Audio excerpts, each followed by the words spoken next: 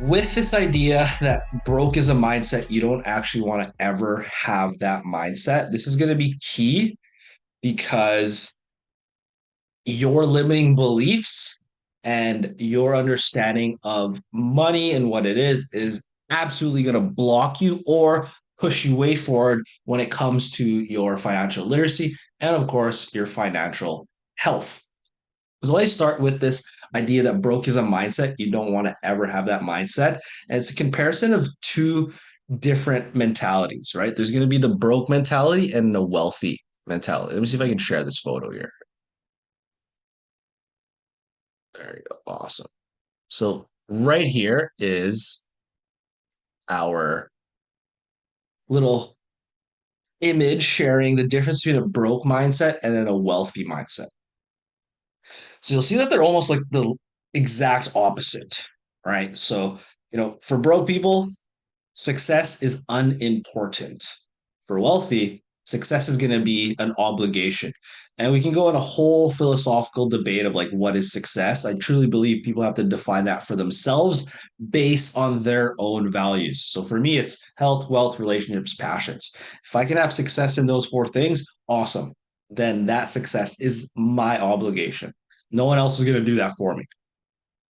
The other one is going to be that, you know, broke people will blame others, that victim mentality, versus wealthy will have that responsible mentality, whereas like it's almost over responsibility and taking responsibility for things that aren't necessarily in their control, right? Whereas broke people will blame others. This is something I really struggled with when I first started learning about like finances, building a business, getting into investments, is that I wanted to blame the world for what position I was put in. But in reality, now that I've also kind of worked on my mindset quite a bit, I thank reality for giving me the opportunity to start from a position of non privilege. Mommy and daddy didn't come from money. And that actually helps me a lot. Like before, I've had that mentality of blaming the world, like, oh, I wish I was born into a family that was a little bit wealthier. That being said, it's actually a lot more beneficial to me anyway. And also, I got no choice to take the view that, hey, I'm responsible for the position I can put myself in the future. Just going to pour myself some coffee here. Next, broke people spend money. Rich people, wealthy people will invest money. There's a big difference. Later on, we'll be talking about the importance of net worth. You guys a little bit of sneak peek. This is like the secret sauce. For you to get financial freedom, you just need 10 to 20 years of your income, assuming your income right now can pay for what you're actually spending. Like your income is more than your expenses. If you can get to that point and then invest enough of the net worth where you get 10 to 20x of your annual income, you have essentially bought yourself 10 to 20 years of financial freedom, right? That's literally the secret sauce, right? So it's like, okay, you need 1.2 mil. Okay, how many pieces of property do you need to get and how much equity do you need in each of those pieces of property to get 1.2 mil? Awesome. You could then cash out. Or a better idea is if you take those rentals or those properties, rent them out, generate some cash flow, generate all those tax advantages, and then use that to essentially have your financial freedom. Oh, it's good coffee. Next, broke people refuse to study. Wealthy will read and study all the time. Okay. This is so key that it's kind of mind blowing, right? That you cannot ignore study, right? Especially if you want to not be broke, right? You got to be studying, whether it's your craft, whether it's just to study to stay creative, or even to just straight up study finances, wealth building, and business. Life's too short for you to just finish studying. I should probably say life's too long to just finish studying like at grade 12 or whatever high school finishes at for your country. Broke people pay attention to the past. Wealthy people pay attention to the future. I'd even say that uber wealthy people pay attention to the present. Okay. Broke people tend to dwell. It's like, oh, like think about all the good times or that time when, kind of always going back to the past. The past was better than it was now, let's say. That's that victim mentality. Wealthy people will pay attention to the future of like, okay, how do we get to our goals? What are our goals? How do we get to that next level? Right. That's when someone's wealth focused. Now, something I've noticed, again, this is a little bit more, I guess, advanced, is I've been trying to contact and meet with people that are more than just wealthy, like they're kind of getting closer to that uber wealthy aspect. Not just money either. I'm talking about all aspects of wealth, health, wealth, relationships, and passions. And something I did notice is that these folks pay attention to the present. It's not just the future. Yes, they're investing for the future, but they're not just focused on that. They're also grounding themselves in the present and then making sure that they're wealthy in health, relationships, passions, and of course, money. Here we're just talking about financial wealth. Shout out to everyone jumping in the chat. If you guys have questions, drop them in the chat. I'll be answering those shortly. Next, broke people are income driven.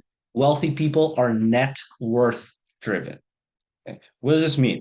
This means that instead of focusing on increasing income, which is important, at a certain level, being broke is that's all you can really think of. Versus once you start moving towards being wealthy, now you can focus on building up that net worth. And again, if you go back, that net worth is what's going to allow you to become financially free. Excuse me there. Net worth, all it is, it's your assets minus all your debts and liabilities. You need to know what your net worth is because that's what moves the dial forward. And that's what's buying you years of your life back through investment. Okay. Income is actually important. We'll actually talk about that later in the future sessions. We'll be doing this challenge and it's free trainings for the next 5 days there. So I'm pretty excited.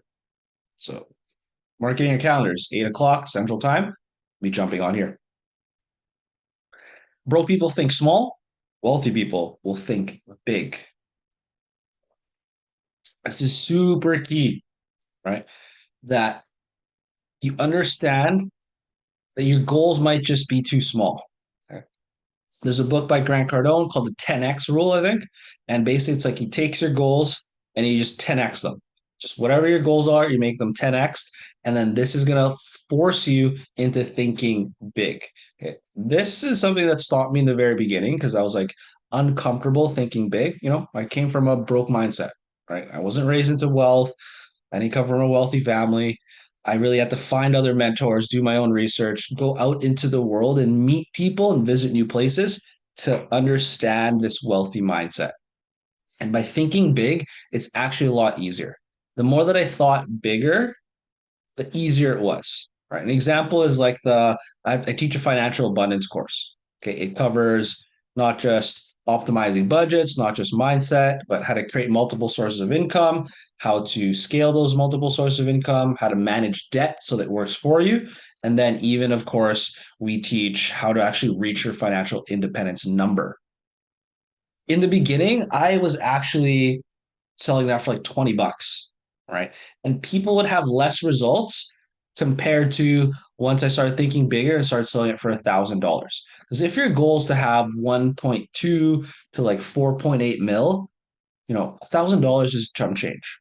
That being said, the moment I increased prices and started thinking bigger, I started to attract not only better clients, but also clients that actually took action on it and then used it to change their life versus a client that's paying 20 bucks, cool. It's affordable. It's super cheap, but then there's not enough skin in the game. And that's what really showed me, okay, I got to think bigger, not just like bigger pricing, but bigger in the sense of like, hey, how do we help even more people out?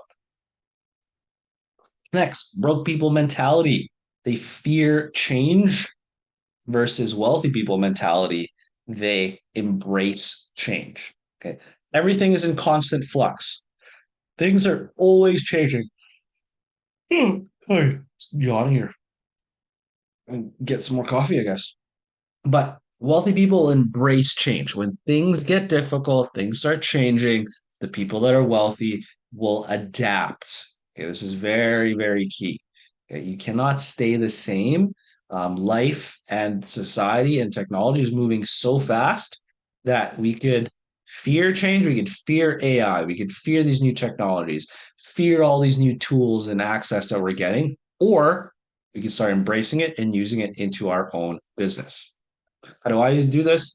I'm using AI as almost as much as I can in my own business. Broke people criticize, wealthy people compliment. This is huge. Okay. You do not want to be spending your time just talking smack about other people, talking shit.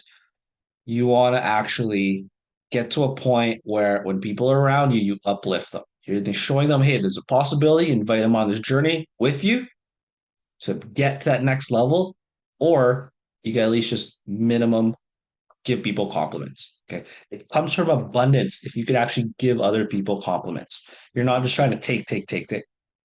It's easy. Broke people waste time, wealthy people will buy time.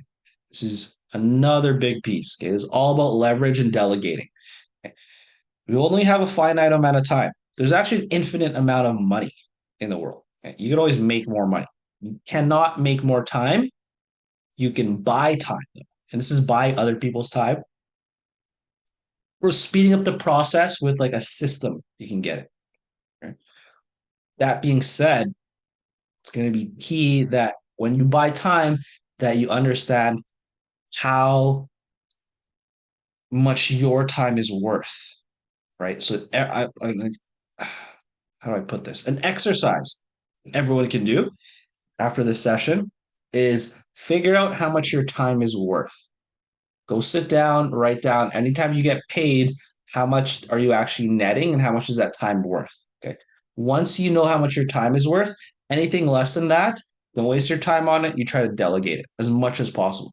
Now, there's going to be times where you're going to just need to do the job, right? For example, for me, if anything's under like $500 to $400 an hour, I don't do it. That being said, the other day, it was Sunday. I couldn't get my contractor in there. Stores were closed. I had to get a window replaced and at least like block it off, like put some plywood over top. Cool. So I just did that. Right. Took me like 5 minutes. Wasn't that big of a deal. That being said, if I did have the access and the stores are open, would have been way better to just delegate that. Next, broke people will cause problems. Wealthy people will solve problems. I think it's Elon that said this. The larger the problems you can solve, the larger your paycheck will be. Okay, so you really want to think about what are these big problems that you want to solve. Okay, and of course you want to be the best at it.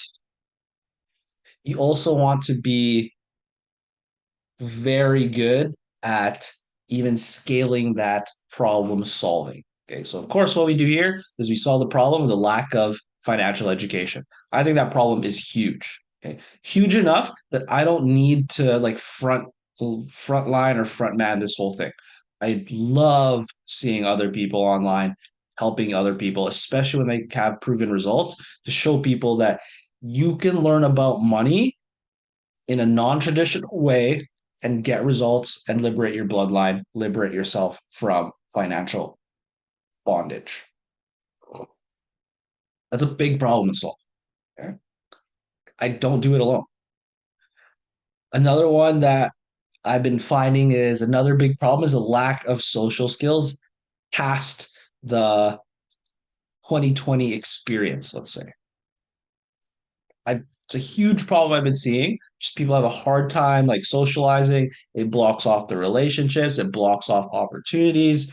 It stops them from being fully themselves. And the longer it goes, and the more that I see people want to get into like small business, get into investments, or even just like people casually coming up to me and like saying, "Hey, like I handle the money, but like I'm super shy and introverted." It's become more of an issue. of this lack of social skills, which literally blocks off all the other opportunities. So those are kind of the two problems that I'm super interested in solving. There's other ones with like, lack of affordable housing kind of happening in the world, specifically in Canada. Another problem that, the real estate does help us solve. But those are kind of the three big problems I'm kind of just putting together to better understand, okay, how do we solve those problems? Next, we got broke people have one source of income, wealthy people have multiple flows of income. We'll be talking about this in most likely tomorrow's lesson. So make sure you set an alarm for that. Completely free for this 5 days this week. I'm also actually doing a coffee challenge. So I'm drinking about a liter of coffee a day. We'll see how that affects me. Making a video on that, YouTube video on that, actually. But yeah, broke people have a single flow of income. Wealthy people have multiple flows of income. Usually, broke people, it's just a job. The moment that job gets cut off, they got no more income, okay? Which sucks, right? Like you need multiple flows of income, even if you still have a main source and then there's the other sources. Preferably, your business is built with other sources of income, right? Before I even published How to Never Be Broke Again, I had about 10 income sources. And the last one was really rentals. Like if you actually read my book, How to Never Be Broke Again, it's free. I'm not trying to sell you anything. Not that book anyway. Like we sell financial and real estate education, full transparency. But in that book, I talk about there's these 10 sources of income that I already had. There's about 7 different types. And I didn't have rental income at the time, so I wanted to add that. Rental income is one of my favorite sources of income now because it's fairly passive. I like to say that it's fairly passive, not completely passive. You still got to put some work in. You still got to maintain those properties. But having these multiple flows really alleviates a lot of that stress because if you get one flow that gets knocked off, you have these other flows to help you still keep afloat, still become thriving, and still get to the next level and add to your net worth, right? If you just have one flow of income and that gets cut off, now it's basically impossible for you to add to your net worth until you get a new income source. So you might as well set yourself up with multiple off rip. Finally, broke people are work driven. Wealthy people are goal driven. And I'm going to nuance this a little bit because something I've learned, and there's going to be the difference between like level one wealth and level two wealth, millionaire, decamillionaire, it's like billionaire status.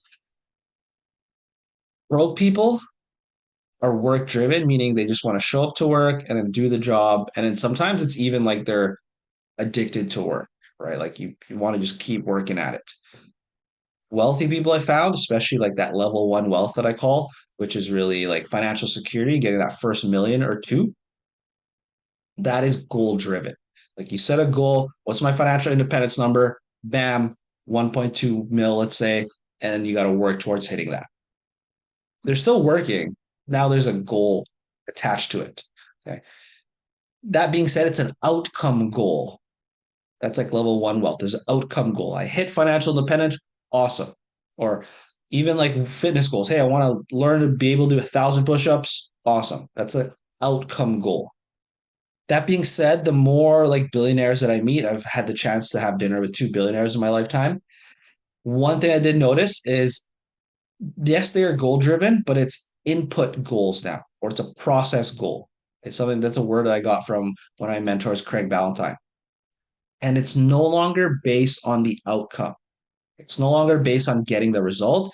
It's what do I need to do on a day-to-day basis, week to week, month to month to get to outcome. That's why I call it an input goal. It's something I can control a little bit more, or Craig calls it a process goal. So example of that is an input goal for me. Like I've really sat down this weekend and reevaluated my life, want to see, okay, what are my goals? I love teaching. It's a passion of mine. I need to do it. It's not something that, it's just part of the business. It's something that is in my soul. I need to teach. This is why I started doing these free live streams is because, yeah, I get to teach my clients. I think I have like 6 clients today that I'm teaching. I'm doing my consulting calls. Tomorrow's my actual group teaching call. That being said, I want to teach even more to level up the skill set and to have more control of the input.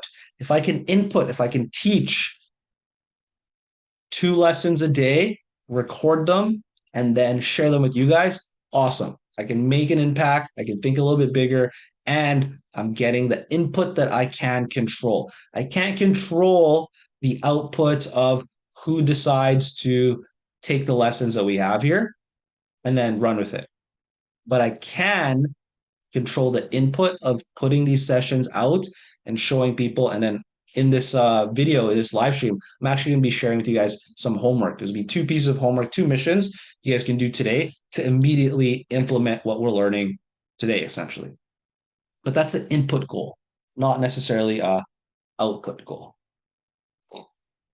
So if you guys have questions on that, drop them in the chat. We'll be talking about that shortly. But I'm going to jump in and then let's change the screen here. So that's the difference between a broke mindset and then a wealthy mindset. Let's go here now. Let's take a look at the next asset that I want to share with you guys is going to be the next thing that we want to take a look at. Let me see here. How do I make this? Oh, there we go. Cool. Okay. So how do you actually go from a wealthy mindset to, or sorry, how do you go from a broke mindset? Yeah, you don't want to revert backwards, right? You don't want to start from broke and then, or you don't want to start from wealthy and go broke, essentially. Now, what is that? How do you do that? Like, how do you actually implement that? What does that look like on in real life, right? Applied. This is something I got from Rich Dad Poor Dad, but it's every time you catch yourself thinking or saying, I can't afford that, that's when you want to jump in and then be like, yeah, how do I afford that? Right. This gets your mind thinking creatively, right? There's always a solution. You want to prime your mind to be solution oriented. Okay. So every time you catch yourself, oh, I can't afford this thing, cut yourself off right there and think about how do I afford this thing? Okay. When I bought my first car, it was only $3,000. And I just thought, okay, how do I afford this? Okay. Instead of saying like, oh, I don't have 3,000 bucks. Well, I could sell a $3,000 product to one person. I could sell $100 product to 30 people. I could work for 10 hours minimum wage at the time and then have my total of 300 hours. Or I can get 300 people to sign up to like, a $30 monthly membership to my service and then help with that. Josh says clean shave. Thank you. Looking extra young today. I got Julie trying to request a live video. I don't know if you're just pressing that button by accident, but if you do want to access the live video, drop a comment and then I could put you on shortly because I keep seeing the pop-up. But basically, you want to change your thoughts and your words to how do you afford things. This is going to be key. This is going to prime your mind to not be excuse-oriented. Instead, you want to be solution-oriented. Okay? Super, super important. You also want to understand, okay, like what is money? Okay. Money is an artificial created middle ground used to exchange goods or services. In other words, it's a store of value used to create and exchange goods or services. You need it to trade in life. Super, super key. Without understanding of money, you're just going to think that, money is real. It's not. Okay. What's more real is the value that actually gets exchanged. A little more intangible, right? But money's just a tool. It's like a hammer or scissors. You could use it improperly, you could use it properly. Money is a tool to get the things that we want. And essentially, that's where you want to start. Okay. So now that you've gotten this idea that you want to catch yourself every time that you catch yourself thinking, oh, I can't afford this. Oh, it's too expensive. Oh, I can't do that. And instead, rewiring your brain to be like, hey, how do I afford this? Then this teaches you to be creative and find essentially becoming resourceful. This is going to be key to building up wealth because if you start broke or even when you get wealthy later on, you're going to lack resources. So you got to be resourceful. You'll be full of resources, have access to it. Okay, that's a creative finance side. Talk about that in future sessions. Now, the last thing I want to leave you guys with is this concept that you always want to pay yourself first. Okay. Down below, you'll see this is a simple income and a balance sheet, income statement and a balance sheet. These two is going to be exactly what you need if you want to make sure you become financially literate and take care of your finances. I usually create this every month and I'm always like improving my systems. But an income statement, all it is, it's a representation of income and expenses for a person, business, or entity for a prolonged period of time. Call it 1 month, right? Monthly. A balance statement is a representation of assets and liabilities, debt of a person, business, or entity, okay, for a period of time. Balance statement and income statement measure your financial health. Do you have more income than expenses coming in? Or do you have more assets than debts currently? That's going to determine how healthy you are financially. Okay. To find your cash flow, which is calculating your income statement, it's going to be income minus expenses. If your cash flow is positive, awesome. That means we're moving to the right direction. You have an excess of capital. If your cash flow is at zero, that's actually not that bad. Later on, I actually coach my students to move towards that because that actually shows you, especially if you're using your dollars wisely, that you're consciously giving every single dollar a job. Okay, there's going to be money used for groceries, money used for your car, money used for your marketing budget, money used to hire, money used to pay your people. But each dollar has a job. So now money comes in, and it even includes savings and investing. Even if I'm saving that money, investing that money, I'm counting it as an expense for future Patrick. Okay? If your income is less than your expenses, you got an income problem or possibly a spending problem. At least now we know what it is. We can go down, break down exactly what we need to do, what we need to implement to solve that problem. Okay. Next, with net worth. Okay, your net worth, calculated through your balance sheet, is going to be your total assets minus all your liabilities. This is probably the most important calculation you can make next to cash flow, is because this is what's going to gauge how close or how far are you from working forever. And I'll even highlight being stuck working forever because there's a difference, right? I could teach forever. Okay? If I didn't need to make money, I would just live stream and just teach like this all day long and then do fun stuff after, right? That being said, if you're stuck working for money, then whether you like the job or your career or not, you don't have a choice. Okay? It's not what I want for you guys. I want you to get to a point where you can just step away from the job, step away from whatever you're doing, and then still enjoy the life that you want while still having money come in all the time. So net worth allows you to do that. Now, how do you calculate net worth? It's going to be all your assets. Assets are just things that put money in your pocket. Could be cash, could be stocks, crypto, real estate, private equity, businesses, tools, even like your first car, I count it as an asset because it allows you to work, go out into the world and make some money. I should say take some money because you don't necessarily make money. You can create an income. Liability is going to be all your debts. And we'll talk about the difference between good and bad debt in the future. But for now, net worth is all your assets minus everything that you owe. So everything you own minus everything you owe, that gives you your net worth. Positive net worth, awesome. We're moving towards financial independence. Okay. Later on, we'll talk about a financial independence number. Just as a quick sneak peek, it's going to be 10 to 20x your annual income. Basically, you're buying yourself 10 to 20 years of income you can pay yourself. Or you do what's called a draw. You're taking out from interest or dividend payments.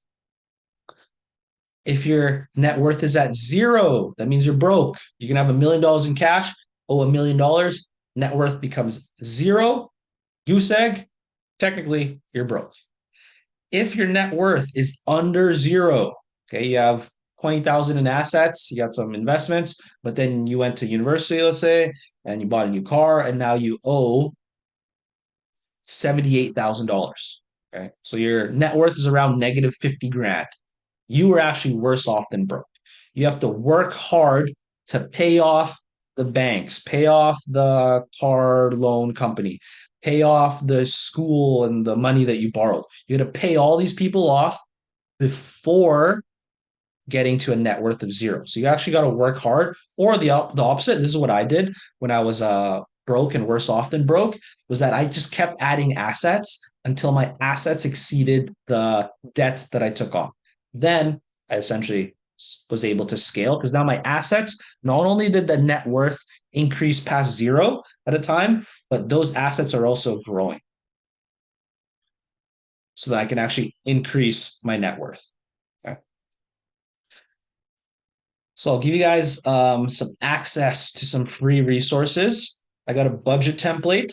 If you guys are interested in a free budget template, just make sure to go on my Instagram, DM me the word budget, and I'll be able to send you that for free. That's going to help you learn how to pay yourself first. It's going to learn how to, calculate your financial statements, your net worth statements, all that. It's going to be key, and it's just going to make your life so much easier. It's completely free. It's a personal budget template. Just DM the word budget. Okay. So awesome.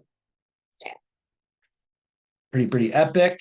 Tomorrow, we're going to be jumping onto some more content there.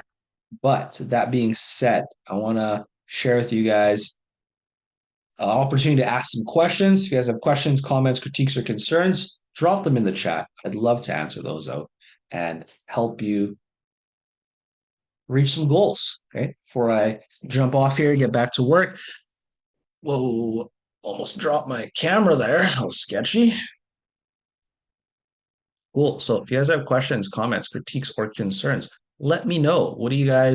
How can I help? How can I help you guys reach that next level? How do I help you guys improve your financial situation? Maybe you guys want to get into real estate. Maybe you guys just want to become more financially independent, whatever it is. I'd love to help you guys reach that.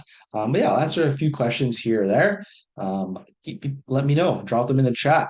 How much budget? Like, what do you mean? Like, how much to? Like, I'm giving the budget template for free. What's your question there? Like, how much do you need to budget? Nihanch. How much do you spend a month, you think? Give me a ballpark number so I can help you out. I know they say there's no such thing as stupid questions. That's not a stupid question. That's a great question. However, we can improve it. The more specific your questions are, the more I can help you guys out. So something I learned from being a teacher for 5 years.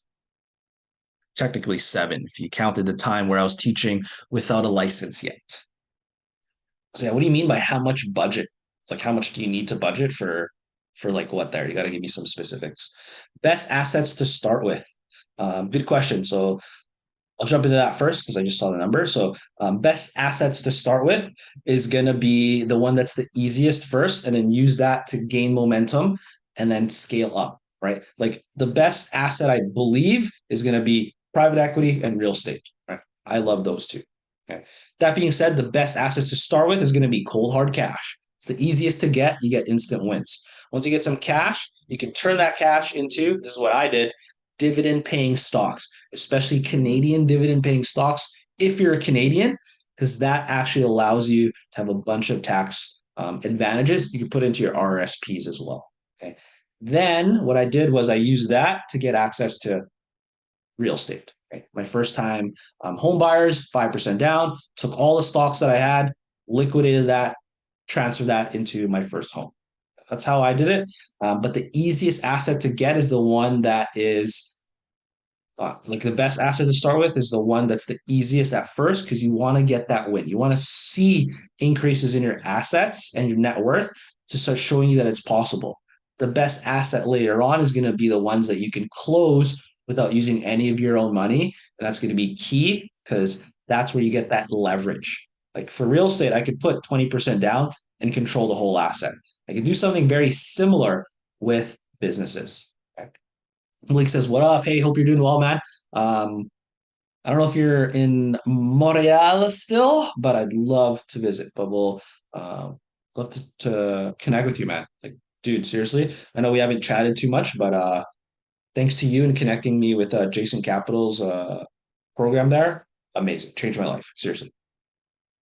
Nihaj says 1,500. Okay, so if you're spending 1,500 bucks a month, um, your budget should be at least above that, right? You should be slightly above that. I'm going to assume, correct me if I'm wrong, with that 1,500 a month, maybe you don't have savings yet or investments. Okay. But if you have savings or investments that are part of your expenses and those monthly expenses, the 1,500, awesome. Okay. That's a good start. Everything else is going to be a bonus. Right? So with your budget there, I suggest DM me. The knowledge I had with real estate wasn't that great, and that's when I knew I needed a mentor to guide me through the steps of minimizing my mistakes and obtaining property. It kept me accountable with the limited time I had after the long hours at work. It taught me things I wouldn't have learned without a mentor. Thank you to Patrick. It's big help, helped me with pretty much everything ever since I started. So big shout out to Patrick and Alliance. Nice. Yeah, Nick's an action taker, so we can help guide you, but you still got to do work, and Nick is a testimonial for that. Sure. Yeah. Thank you again, Patrick, for this program. It changed my life. It changed my mindset. It changed everything. That was the best six weeks of my life. I just want to give a shout out to my man Patrick. Just honestly been one of the best teachers that I've ever had. It's a very informative course. Patrick works with you one-on-one, so if there's any questions or anything you might be doubting or you're uncertain of, he'll definitely be there to help. Honestly, highly suggest this course. It's taught me a lot through my journey.